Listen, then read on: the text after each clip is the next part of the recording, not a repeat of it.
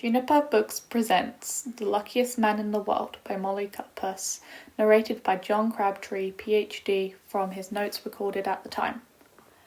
Chapter 13. 21st of March, 2026. Thankfully, I passed the night not remembering any of my dreams, but woke not knowing where I was for the first few moments. However, somehow my brain revisited all or most of what had happened during March, and that was something I didn't enjoy at all, because let's face it, it had mostly been negative. I phoned for room service, partly knowing already what sort of breakfast that was on offer, and wondered about the condition of the kitchen. But never mind. Coffee and toast was coffee and toast. The probably underpaid staff could not mess that up, and I was correct, for it wasn't that bad. However, what came with it, a complimentary newspaper, made my insides actually go cold. I felt exactly the way I did a few years ago when I clicked my mouse to close an application and then immediately realised that I had closed a 50,000 word document without saving it, thereby losing months of work.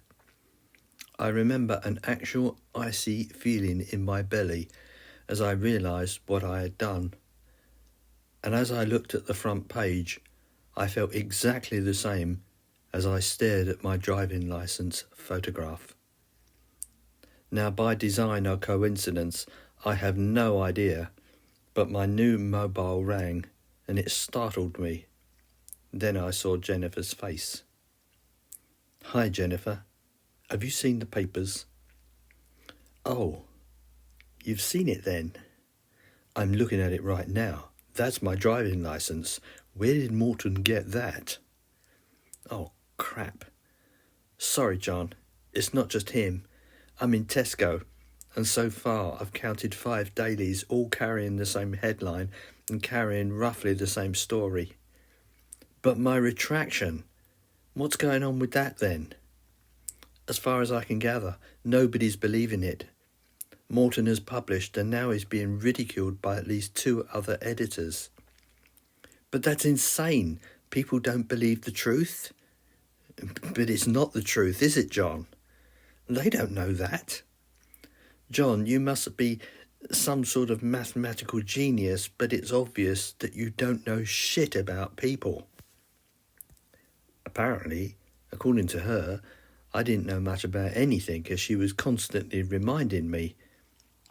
However, she hurt me with that one. True, I wasn't an ordinary guy. I didn't drink beer, gamble my savings away, or go to football and boxing matches, but surely that didn't mean I was much out of step with everybody. At least I didn't used to be. However, there I was on the front page, staring out at the world, prisoner 3859, or that's what it looked like to me. So much for leaving my beautiful home, so much for trying to run away, so much for hiding. In just a few desperate seconds, I felt the walls closing in on me once again. So what are you going to do now? Do now? What can I do? I think I'll go and live in the 1930s. That's insane. Why there? Well, why not? It was a decent time if you had money. And the Second World War? I'll just skip ahead. John, think seriously for a moment. There is no way you can do that. I don't know you very well, I admit, but I have a feeling that within a month you'd be living like a tramp, homeless and half-starved. You know nothing about that period and how to be a part of it. Well, there's not much going on for me here, is there? John, I've got my money. I'll take some of that. A little here will mean a lot there. And how are you going to get the money? Every note and coin is different to our money now. How are you going to change it? Look, I'm desperate, Jennifer. Can you get yourself over here? I don't feel good. In what way? Nervous, jumpy, depressed, and to be honest, paranoid. Okay, I've got one important thing to take care of and then I'll drive over. Keep it together then, can you? Don't be long, please. We ended the call and I dragged a chair across to the window and sat, staring at the traffic and people and feeling increasingly disheartened as I thought about my sisters and when I was going to see them again. Even for a cloud-covered day, which it was, the world looked bleak to me.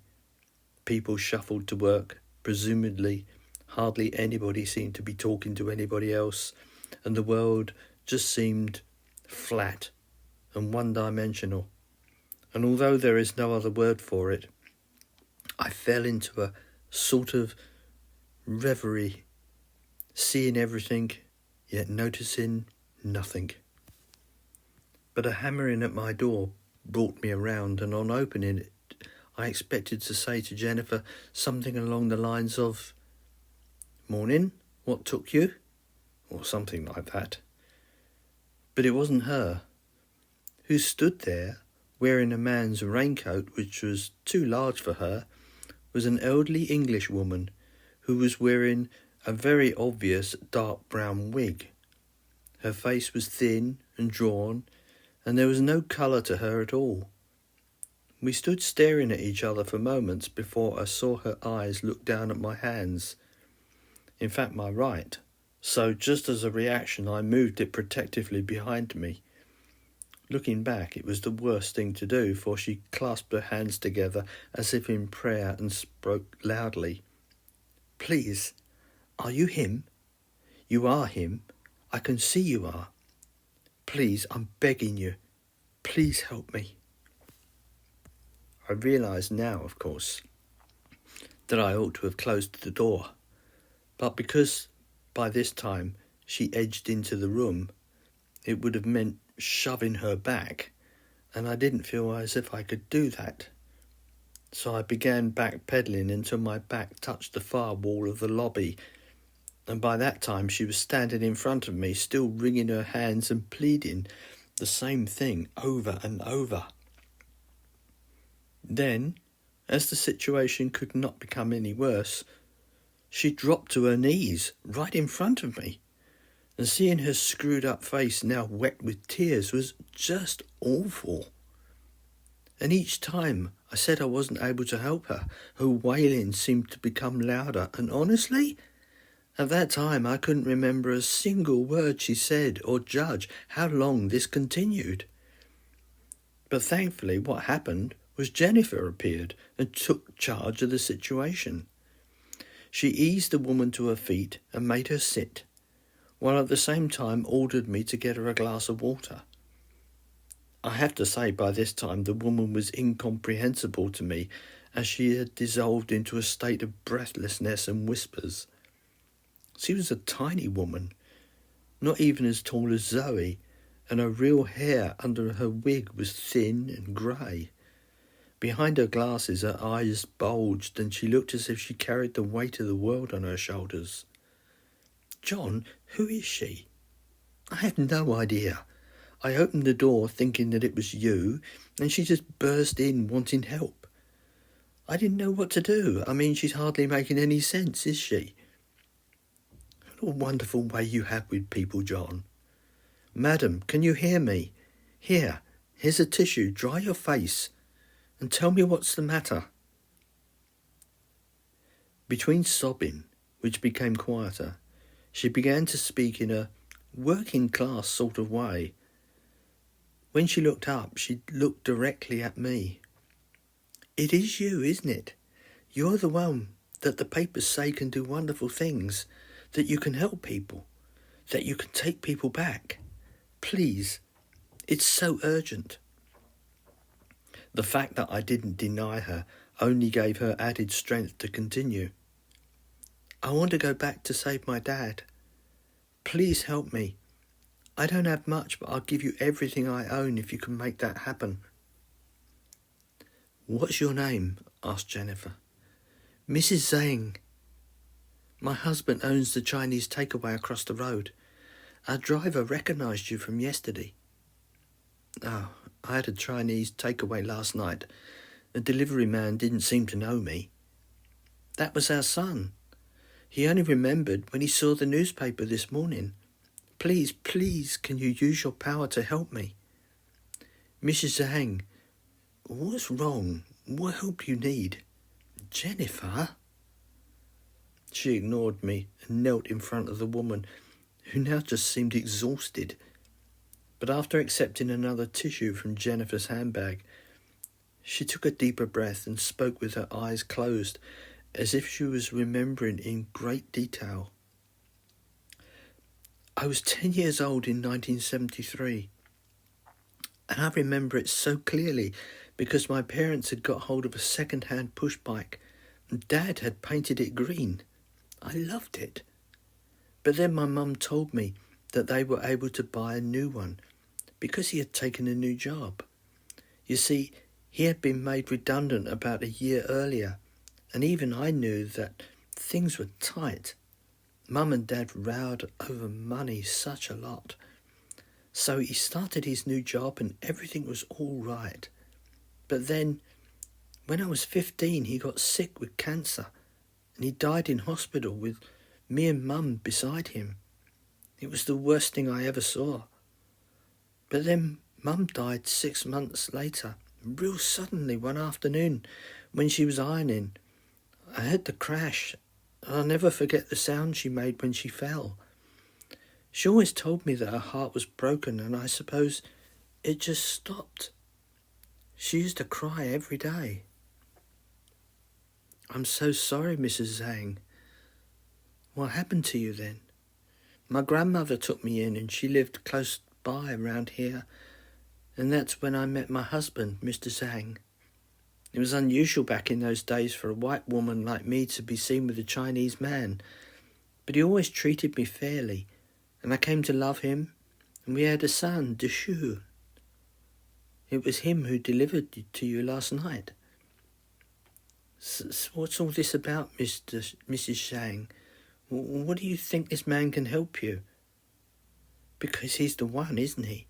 The tattooed man who can go through time. That's what the papers are saying. I caught Jennifer glancing at me, and I felt myself become flushed. And you believe that, Mrs. Zhang? Isn't it true then? Can you help me? John, this is up to you. I closed my eyes and ran my hand through my hair, letting out a long sigh, and then opened them. What exactly is the problem? The moment I said that, relief flooded through the room as if it had been illuminated by a strong shaft of loving sunlight, and the atmosphere changed immediately. Mrs. Zhang looked at me as if I were a god come down from heaven to visit her, but Jennifer got her talking again. The new job my dad took on was more physical, but it was better than being unemployed. He was really an accountant, but as I said, he was made redundant.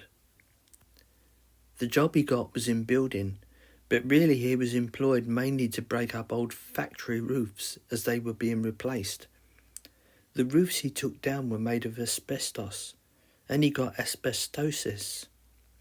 Once he was diagnosed, it didn't take long, all because of that job. The company never compensated my mum, and we just had to get on with it. Mum took a part-time job for a while to make ends meet, but she couldn't handle it, and so went on the dole, and then she died. So how do you think this man can help you? Again, those pleading, wet eyes. If it's true what you can do, then let me go back to 1973 and convince my dad not to take that job. Jennifer stood and looked at me. Well, do you think this is worth you staying here for? You've a chance to make a difference here, to a woman you don't know, and can't give you anything in return. Mrs. Zhang, I'm sorry that things have turned out so badly for you. I really am.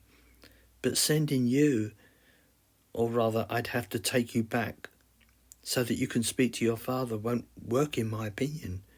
John? No, Jennifer, hear me out.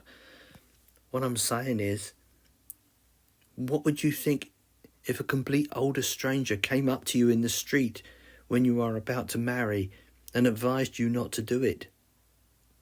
What would you think? Would you pay attention to that advice? Or decide that she was just an old loony? Seriously? In the same way, would your dad take any notice of you? You can't tell him who you are. You can't tell him that you dreamed it. You've no excuse for even talking to him. But there must be a way to stop him. I don't know. Maybe there is. Maybe if we can plant the idea of how dangerous asbestos is, maybe that'll work. On hearing this, Mrs. Zahang began crying again and covered her face with her hands. She really was an ugly crier, and her sobbing became unbearable. Mrs. Zahang, tell us again in as much detail as you can about the date and time of this job. Mrs. Zahang stayed in my room until almost midday, by which time we not only had a greater understanding of the problem, but had thought of a way around it as well.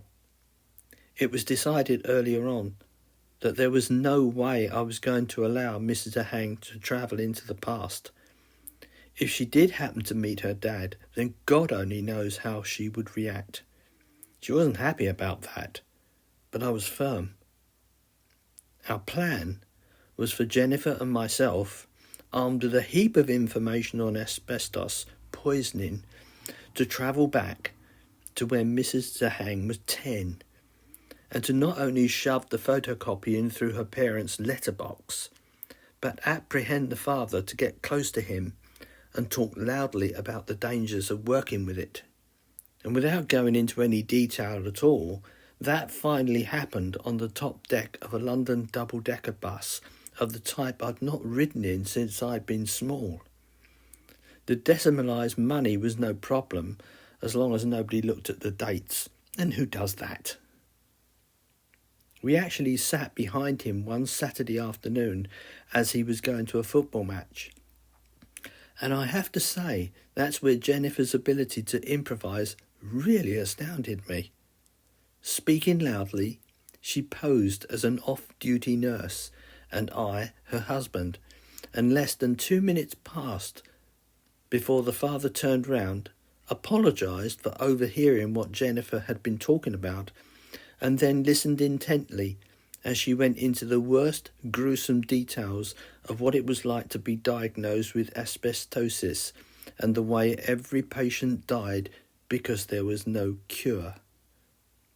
Speaking for myself, I was more than glad to see that the man, who sounded intelligent, was particularly disturbed by what Jennifer and his expression said it all.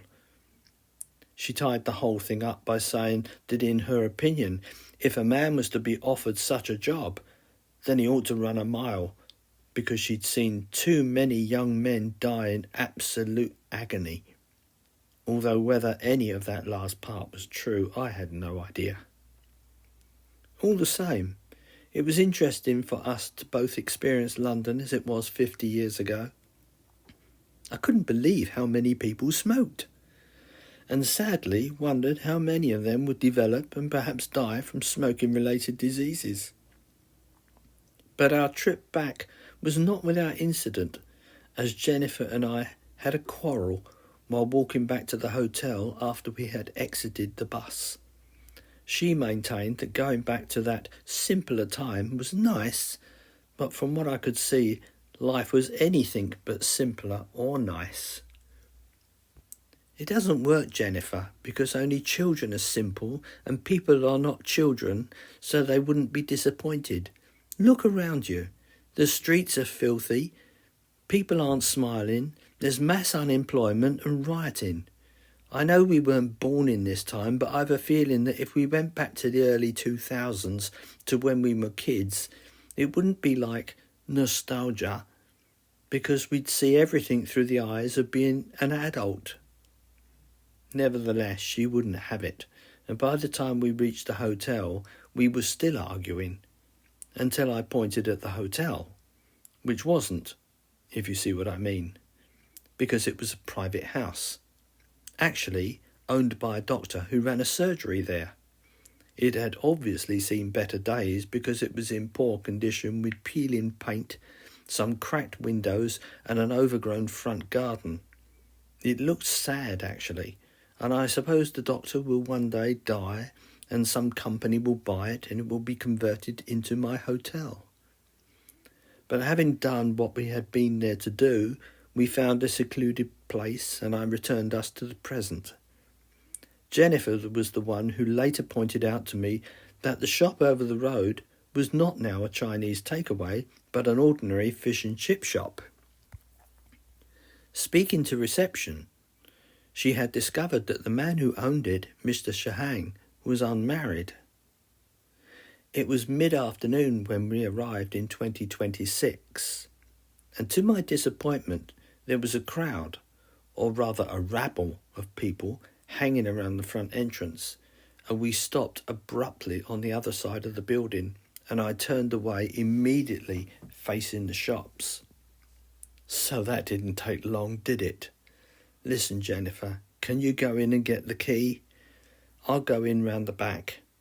There must be a service alleyway, and you can let me in through the kitchen probably. Good game this is, sneaking into my room.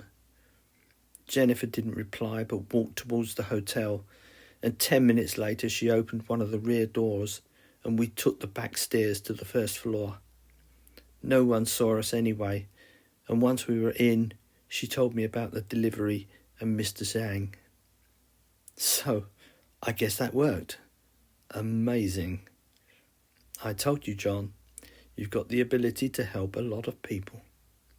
But that's not the point, is it? The point is that I can't help everybody. We've spent the best part of a day helping one woman. So how can I choose? I have to admit that when we returned from 1973, I was feeling far more like my regular self.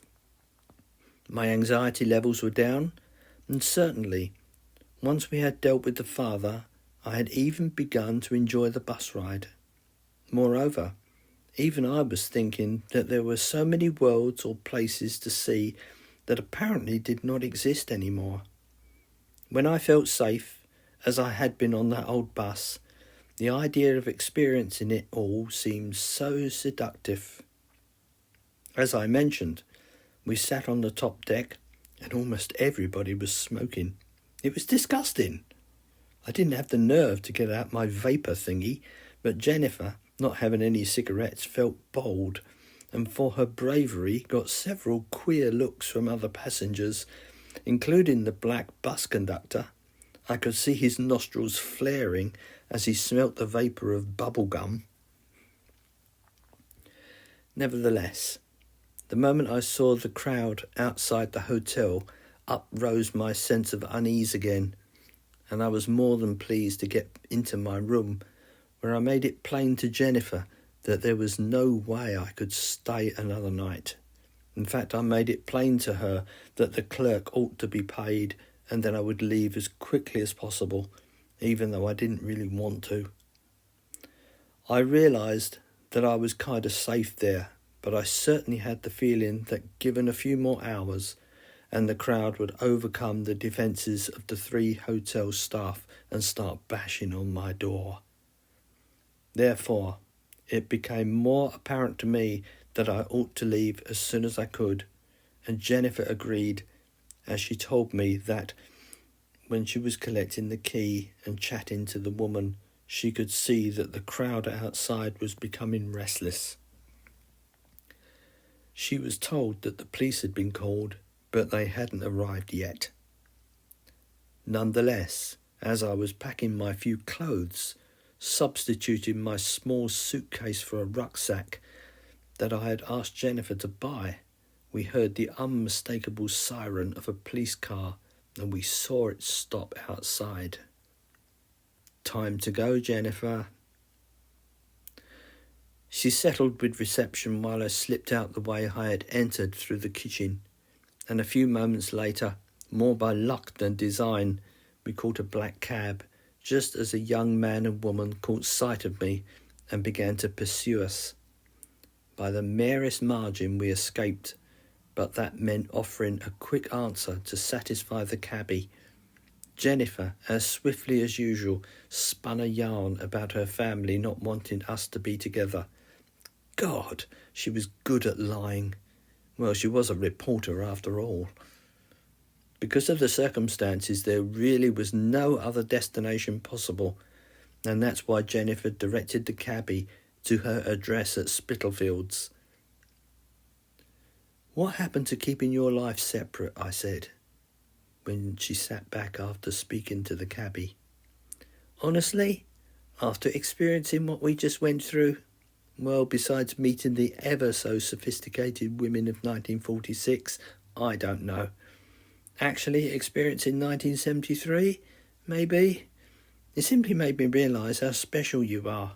I mean, yes, I know there are hundreds of people all vying for some time with you, but I never got it, if you know what I mean. I mean, how does it work? Touching those marks is all it takes? How is that possible? How are they connected to you? Just what the hell is reality? Haven't you thought about this at all?" "Thought about it? You're joking, aren't you? Since it began, I've thought of little else. I think about it. I dream about it. I remember so vividly the creature or man who must have done it, and I still have no answers. Jennifer, if it were up to me, I'd like nothing more than to find somewhere safe, free from any distractions where I could study them. Fat chance of that happening, though. I realise that you are clever, John, but don't you think something like this requires more than one brain? If only you could collaborate with others who equalled your experience or education." I deliberately replied in a childish and whinging voice to emphasise the powerful loathing I felt for people who didn't understand my position. "Wouldn't that be nice? And you know the first thing they would ask? Please take me back to my parents. Please let me see my dead child again. Please let me speak to my former self so I don't make the same mistakes again. And don't tell me that I'm wrong, Jennifer." God, angry much? People are only human, John. You may have the soul of a calculating machine, and that's what I am in your opinion? I wasn't implying, yes you were. That was exactly what you were suggesting, that I'm some soulless machine who doesn't give a toss about anybody else. All right. Perhaps that's what your actions are implying, but that's only probably because of circumstances. Yeah. Circumstances. It's all about circumstances, isn't it? I've been given a talent or an aptitude that everybody wants to use, and the truth is, Jennifer, that somehow since it started, I feel as if I'm losing myself. I can't switch this thing on and off. Look at my hand. There they are, burnt in for everybody to see. So what am I supposed to do? Wear gloves for the rest of my life? Without knowing why, I glanced at the cab driver and saw his eyes move by way of the internal mirror. It was enough of a movement for me to lower my voice. "I'm sorry, Jennifer. I don't wish to argue. That'd be like biting the hand that feeds me. I know you've been supportive almost from the beginning, but I'm sure you just don't have a clue what it's like to have these things so overtly apparent. The only one way things could be worse would be if they were burnt on my forehead. It's certainly given me a taste of why people who become famous guard their privacy. I mean, really famous people like pop stars, how difficult life must be for them. Can't even walk into a shop or go anywhere without being targeted by fans, scrabbling for autographs and selfies. Not a minute's peace for themselves. I think you've been surprised, John. Most celebrities enjoy that sort of thing. Yeah, but they've worked at it, haven't they? It was their choice. What bloody choice have I got? What? What are you thinking? Choices. Just thinking about choices, that's all. Jennifer's house was in a section of London rich in modern culture and known for its artistic movement. It was impossible to walk more than 50 metres without coming across a coffee or an art shop packed with diversity and what was known as a unique cultural richness. In other words, Spitalfields was now a buzzy, multicultural and creative place, renowned in the 21st century for its alternative middle-class music and arts scene. As the taxi pulled up next to a 3-storey house that was originally built by the Huguenot silk weavers of Spitalfields, Jennifer saw me glance at her. What? I don't know. Somehow I thought this would be where you lived. I love it here. Close to the city and all public transport. Who could ask for more? And Amy's school is just 5 minutes away. What's your husband going to say to me turning up like this? Paul's okay. He spends almost all day working in his studio and he knows you are coming because I texted him. And does he know what I can do and why I'm visiting? He does, and he's cool about it. The driver was paid, leaving me on the pavement. And I was glad because there were not too many people about. But all the same, I urged Jennifer on while I stared at the pavement. Are we going in then? Based upon my limited knowledge gained from occasionally glancing at my sister Maggie's magazines, I expected the interior to be decked out in every modern style, completely ruining the original architectural details, swamping it with girlish colours and materials. But I could not have been more wrong, for we stepped into a gloomy, wooden-lined, wide corridor, which appeared to stretch to the beginning of a kitchen at the back of the house. An equally unwelcome set of crooked wooden stairs led to, from what I could see, a comfortable first floor. The absence of any carpet throughout was noticeable. Wow! I like what you've done with the place. It's like going back in time.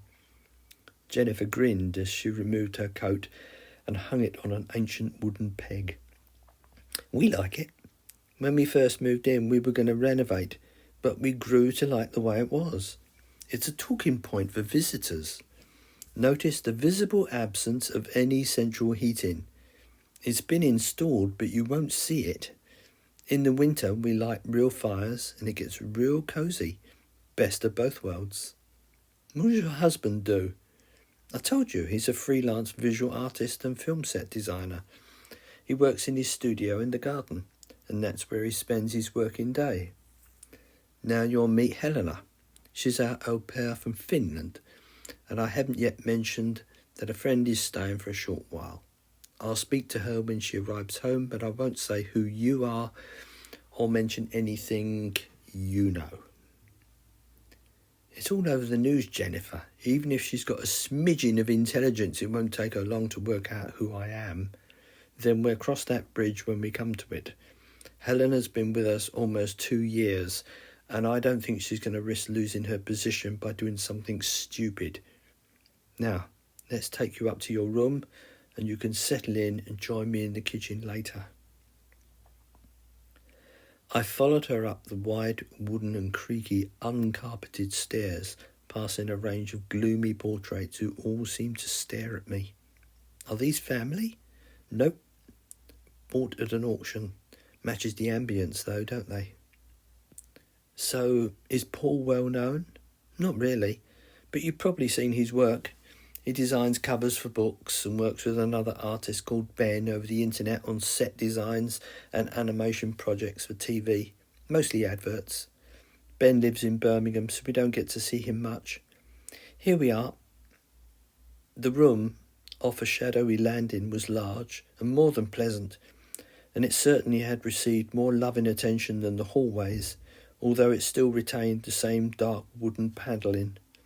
However, the bed and the rest of the furniture was modern, and the view from the window overlooked the back garden and, I suppose, Paul's studio. I'll leave you to settle in.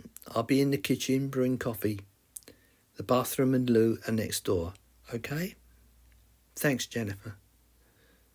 I really appreciate what you are doing. After I glanced at the bathroom and one other room that I peeked into, it was clear that the couple had done their best to keep the 230-odd-year-old building as close as to how they had originally been. My room had a TV built into the wood panelling, but it was done so discreetly that it looked elegant. Before I joined her in the kitchen, I scanned a few channels looking for news, and I uncomfortably found some concerning me.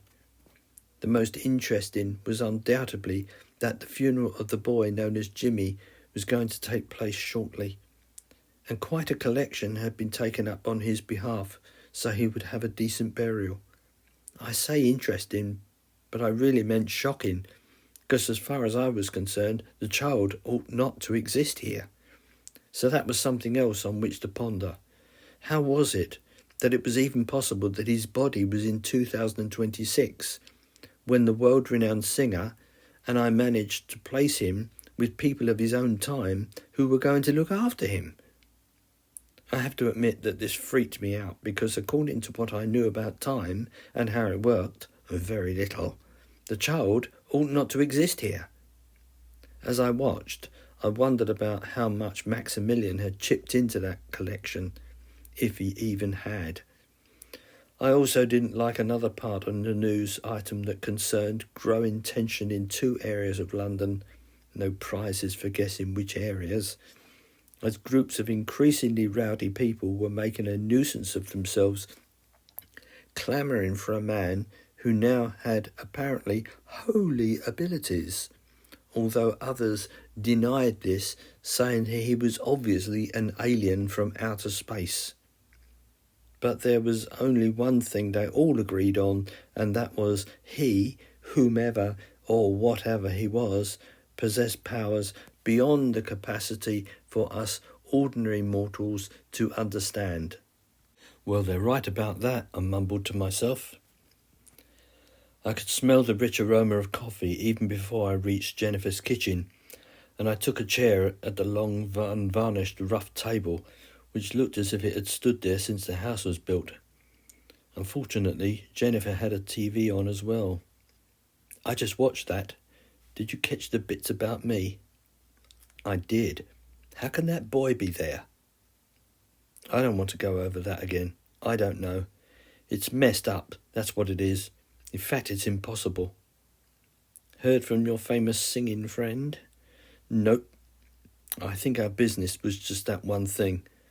Her family line remains safe, although if she's catching this news, she must be as puzzled as I am. I looked her up, on Wikipedia and the news, and she's still here.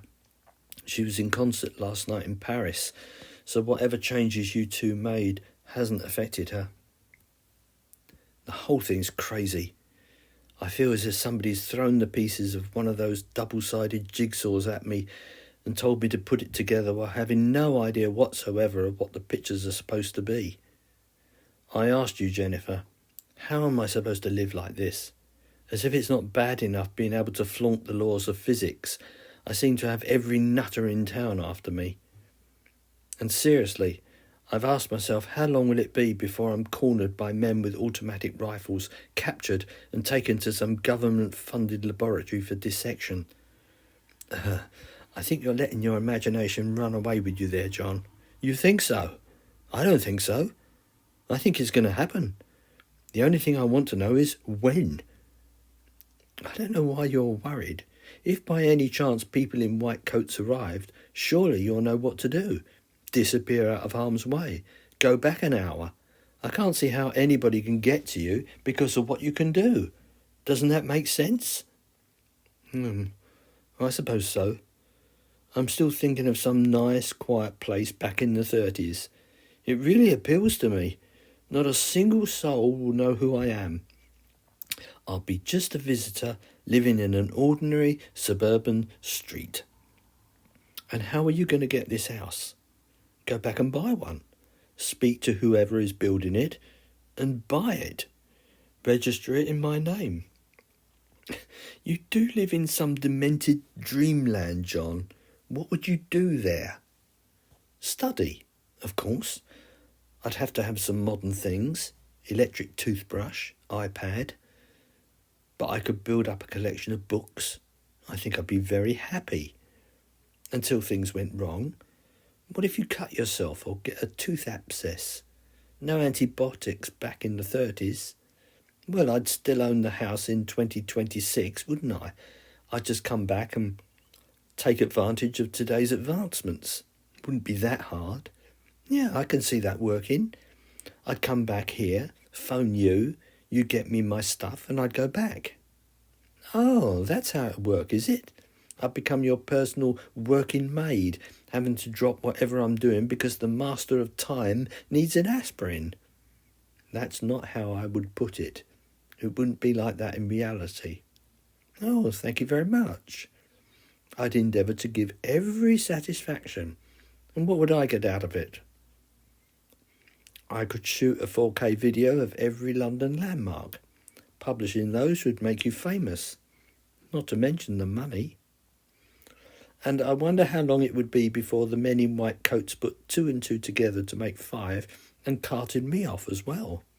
At the very least, the police are now aware that we know each other. Well, something else then. The lottery. My idea faded into obscurity the more we spoke of it, and I had to admit that she was right concerning some points. A quick search on the internet showed me that ordinary suburban houses built in the 1930s were no more than about £400, and really decent ones for not much more. The problem was how to exchange some of my money to notes or a bank account of the time. Let me explain. To buy a house by cheque, I'd need to have an address. To get an address, or at least a room, I'd have to stay in that time for at least a week and have some 1930s money. And I'd have to have a bank account, which means, again, a place to live. And I'd have to wait for letters to arrive containing perhaps a chequebook. Or if I paid for the house with cash, where the hell was I going to get that amount of appropriate 1930s money? I thought of my old standby, gold, or perhaps even diamonds. But where was I able to fool a professional that I was wealthy enough to own them? Unless I was able to dig down into the dark underbelly of 1930s criminal underworld. And how dangerous would that be? What if any professional jewellers secretly pressed a button and called the police? Did such things exist 90 years ago? You see, I had no idea how societies of any time except my own worked. For God's sake, all I wanted to do was buy a small house. Why did it all seem so difficult? Paul turned out to be a very amusing man who sported a long green beard and who told an endless round of jokes and laughed and smiled constantly. I began to enjoy his company from the moment we were introduced. I was told he was 10 years older than Jennifer, but he didn't look it. And one thing I liked about him was he completely unfazed at who I was and what I could do. Not for one moment did he talk about going back and reliving something about which he was miserable. It was really refreshing. Their daughter, Amy, was a quiet child, and it was obvious that Helena thought the world of her. The young au pair was spectacularly pretty, as I thought she might be coming from one of the northern European nations. She was tall, blonde, and had very intelligent eyes and a dramatically symmetrical face. As we ate dinner, I learnt that she was currently studying for a degree in journalism, so that was working out well for her living in Jennifer's household. Nevertheless, Helena's eyes and the way she looked at me for just that little too long disturbed me, as my mugshot was plastered all over the media, and by the time that we had finished our pudding, I was convinced she knew exactly who I was. Therefore, afterwards, I spoke to Jennifer alone at the first opportunity in her living room, which was, of course, filled with ancient bookcases. Me being here is going to go very wrong, you know. Why, hello, Mr. Negative. We've not been introduced. My name is Jennifer. Very funny, but I mean it. Did you see the way Helena was looking at me? Can't say I did. It's unlikely she fancies you. She's got a fiancé back in Tampere. She didn't look at me in that sort of way. It was more of a stare, as if she was trying to remember where she recognised me from. I'm serious, Jennifer. I think she either knows or is close to working it out. Can't you have a word with her? Well, I can, but if you're wrong, then the game's up, as they say. Then ask her not to say anything. I'm sure she values her position. It's a cheeky thing to say, John, and not at all appropriate. I won't blackmail her into keeping her from talking.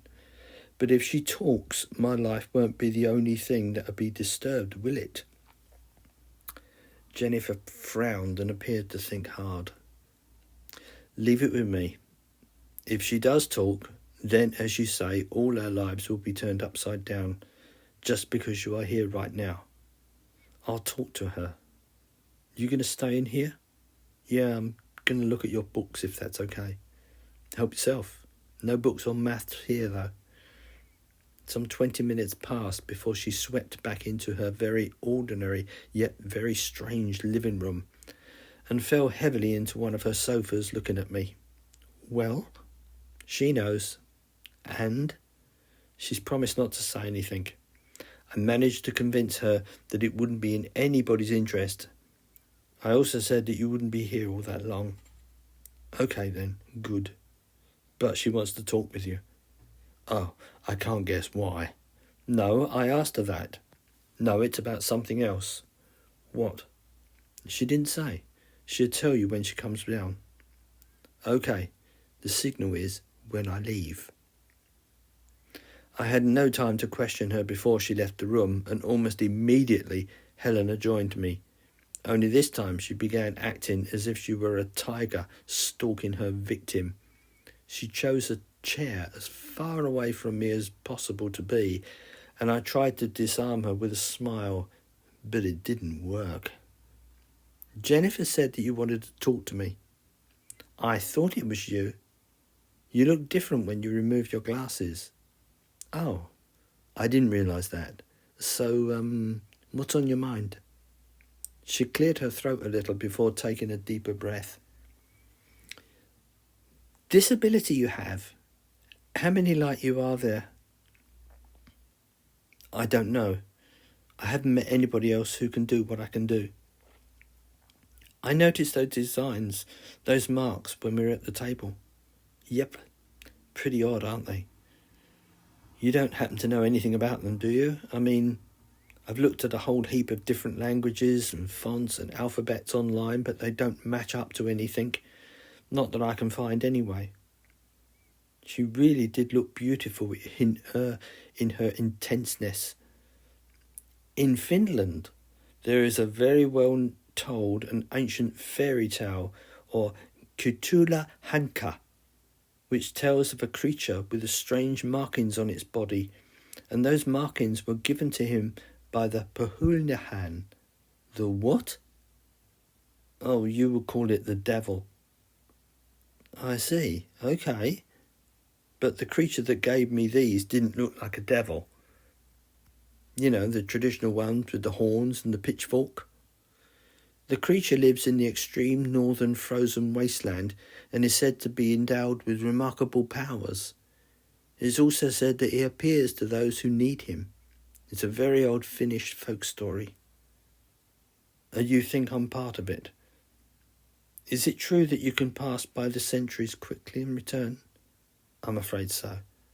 You see, what happens was this.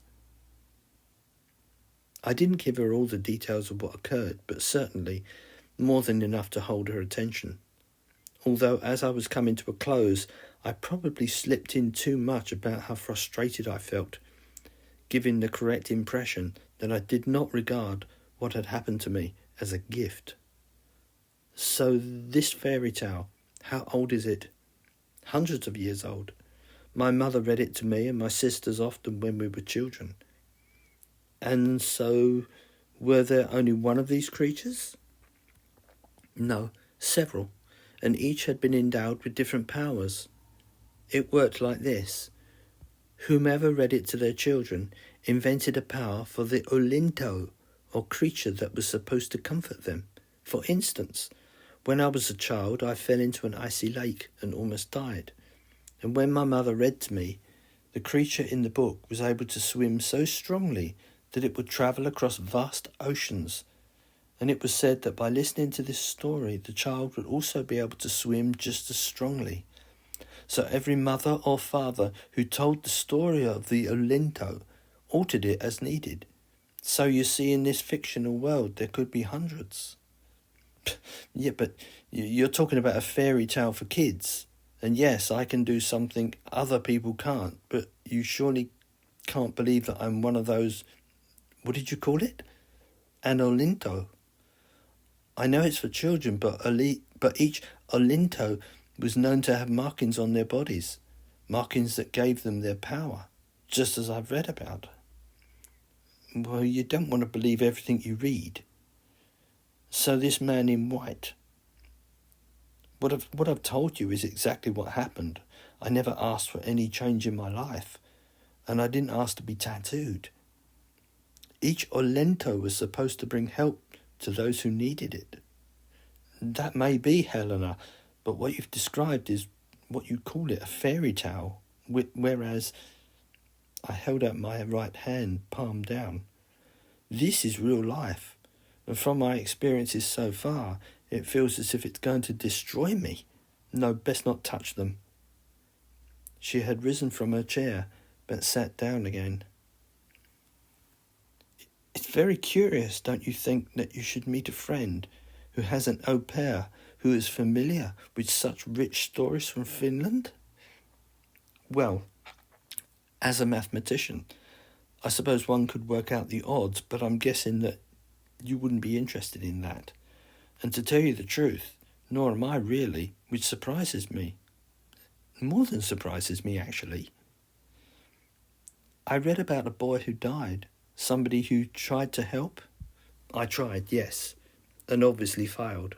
Helena, you are in the presence of a man who simply doesn't know what these markings are or how to use them to help others, if that's what they are for.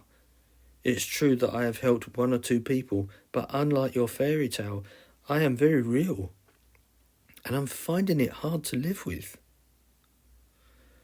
Our conversation ended sometime about then, as there did not seem to be anything else to talk about. After she left me alone, the first thing I did was go online and check out this Perhething thing. And she was right, as there were plenty of stories, legends and folk tales about it. However, nothing of what I read applied to me at all. So basically, that was a waste of time. And I spent no time in telling Jennifer about it as well, as she had been wondering what we had been chatting about. Nevertheless, our short conversation did make a difference to the way Helena treated me over the next 2 days, as I noticed she was careful not to spend any more time than was necessary in a room where I was present, the kitchen being an exception, as she could not get out of that.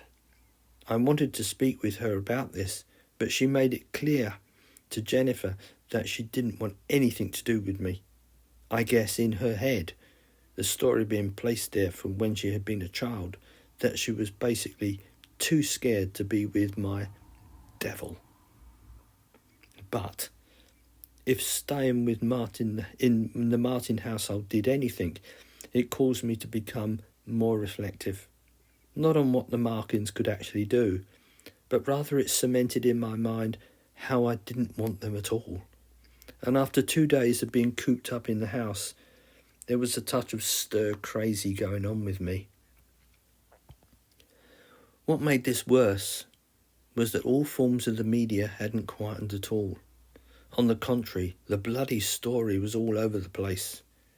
In fact, one report sensationally reported that the trend had become so great that for almost 1 hour, what was known as the backbone of the internet was broken.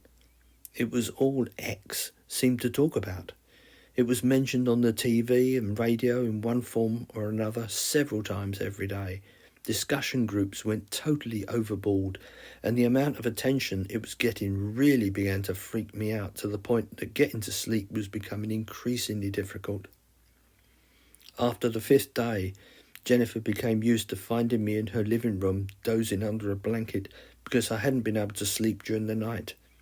It was clear that something had to be done because I was losing it big time, and she really began to become concerned about my mental health. For me, I knew that if I stepped outside, that would be the end of it. The only person I properly communicated with was Maggie, and that was only by text, and she told me horror stories about Mum and Dad's house being surrounded by crowds to the point where they were no longer able to go to work, and so they too became prisoners of a kind, just like myself. All that particularly affected Zoe, who was prevented from attending school for her own safety. But what was worse was that the authorities, namely the police, didn't seem to be protecting them, and Maggie told me several times our father had had stand-up rows in his own front garden with the crowd that surrounded them, believing that I was living there. When Maggie told me this, I asked if Jennifer could somehow get together some form of press release, or even better, a video clip of me explaining that I was not staying with my parents, and basically asking that the media leave me alone. Unfortunately, she smiled at this, explaining that she didn't know a single person that she could trust with such information. Needless to say, I was apparently so hot that there wasn't a single reporter who wouldn't, in her own words, sell their own mother for such a story. All of which, as you can imagine, depressed and added to my fear even more. And so it was thoughts such as that caused my mind to turn in on itself, and one evening I considered suicide as the only option left to me. Everybody was out for my blood. The authorities considered the problem too huge to control, and worst of all, the bloody issue showed no sign of going away. All this was not helped at all when the singer that I had helped held a worldwide press conference and admitted that I had taken her back to 1878 to help preserve the integrity of her bloodline concerning the Victorian child who had been cremated. In other words, she spilled the entire story, offering 2 different events, which caused another internet frenzy as argument after argument followed, with almost everybody having an opinion. Yes, people with no experience and no knowledge of how time worked, and even less about how my marks worked, had their say. The internet therefore exploded. Jennifer said that the reason they spoke about this so openly was because it was the only way they were able to get emotionally closer to me, like I needed that. And all the while, the list of suggestions and demands of where people wanted to go and the reasons they wanted grew exponentially, and one newspaper, of course, out to get more readership, even devoted pages of it every day where ordinary people could email them to say where they would go and for what reason, and the bloody paper was even holding daily cash prizes for the most enterprising one. The 7 judges on the panel consisted of relatively unknown celebrities. So given all that, what chance had I got for any sense of a normal life? I had become more than a freak. I had become a mostly unknown legend in my own lifetime, a devil myself, incapable of inflicting sorrow and despair on anybody just by ignoring them. And after a week, my paranoia had reached a plateau to the extent that I felt I couldn't even trust the people who were protecting me. It goes without saying that they suffered as well by keeping me in protective custody. They knew that one single slip of the tongue from any of them could create a disaster so huge that no one even spoke of it. They knew that the fallout would ruin them, both financially and socially, and that is why I had to leave, and why I didn't mention my tormented thoughts to anybody. One evening, just after supper, Jennifer found me sitting by myself on the sofa I now used as a bed, and she sat beside me and lit a cigarette. "Penny for your thoughts? Not worth it. Tell me, Jennifer, do you honestly don't mind me sleeping in here?" "I'm not going to answer that because I've no need to. I prevent Helena from using the room. She really doesn't care for me at all, does she?" "Well, I suppose that's true. But really, what are you thinking about?" "I'm thinking that my idea to live back in the 30s is not so bad. I could buy... Why are you so obsessed with that time? I'm hesitant to mention it because you've probably thought of it already, but why don't you just go back 10 or 15 years? How easy would it be to get a room, hence an address, open a bank account, win the lottery again, and live your life out in anonymity? Best of both worlds." Well, I didn't admit it to her, but the truth was that I had thought of that. And the reason I hadn't done it was because of a curious and very colourful dream I had had 3 nights previously, the details of which I will not go into. But it's enough to say that while I was dreaming, I was privy to some really astounding views of the human condition, so vivid and so unlike any that I had previously, that I had convinced myself that I had been placed into me. At the risk of boring you to death, I saw humans doing exactly what they wanted. There was no cosmic police. Since evolving from whatever we came from, we were free to burn, loot and murder, and of course we have. Men laugh while the earth burns, but then I saw that these circumstances pertain to me as well. There were no cosmic police who might condemn and punish me for destroying the natural order of things. If I wanted, I could travel to almost any recent time and do whatever I wanted. Kill any monarch or idea that didn't sit right with me, and then alter the evolving timeline as I saw fit, until I saw what remained would be a world and a humanity that danced on the edge of chaos. So I found myself asking, do I have the right to do that to millions of people? Therefore, I was basically at odds with myself. Some mornings I felt selfish and wished I could go somewhere safe, and then on others I felt the most humane thing I could do is stay. I should leave your protection so you can return to living your life before I cause any more trouble for you. Really? And where would you go? Doesn't matter, does it? It's doubtful that I should go to the next street along before I was discovered and mobbed. Perhaps that's my destiny, Jennifer. You know, for an intelligent man, you do talk a lot of old twaddle sometimes. Thank you. But seriously, something has to break sooner or later. You know it has. I ask myself now, was it intelligence, providence, luck, negative serendipity, or just simple fate that I found myself returning to the place where it all began?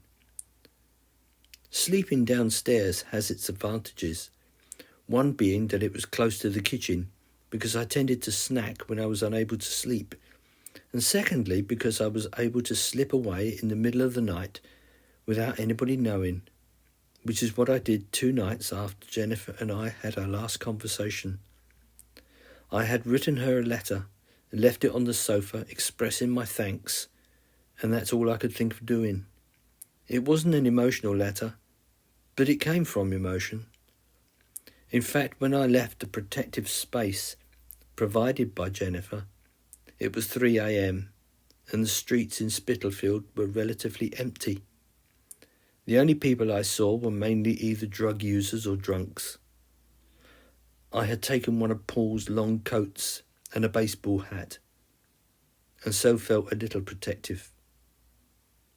It was my aim to place as many miles between Jennifer's house and myself before London woke up properly. My first and most pressing problem was to return to Snaresbrook as soon as I could, whilst avoiding people. I recognised this as an impossibility, but it had to be attempted. I say that because getting there was all I could think of. With the value of hindsight, of course, I had no clear or real reason why I should head there. It just seemed like the proper thing to do. To return to the place where it all began. To return to that copse of elm trees growing near Eagle Pond. To repeat. I had no idea at the time. It simply seemed like the only thing to do. But it was while I was ducking and diving eastward, taking as many quiet roads as I could. Not an easy thing to do, but at least guided by a map on my mobile, that not long after I left, I came across one of the sadder views of London, and one that seemed to be increasing, for huddled around Christ Church in Commercial Road, I stumbled across a group of 50 or more homeless vagrants. It was still dark, and I knew that I had at least 15 miles to walk. I came to the conclusion that bedding down for a few hours might be the best thing that I could do, considering the circumstances. Therefore, finding an unoccupied spot close to the tall white building, I sat and pulled my baseball cap more fully over my eyes, feeling sure that nobody would suspect that a multi-millionaire would be among those poor wretches. I never fully slept, of course, because I'd never tried to sleep in an upright position, but I'm sure I must have dozed off for a few moments at a time, although my unknown street companions certainly did, as I could attest to of their snoring. You have been listening to an audio production of The Luckiest Man in the World by Molly Cutpurse, narrated by John Crabtree PhD.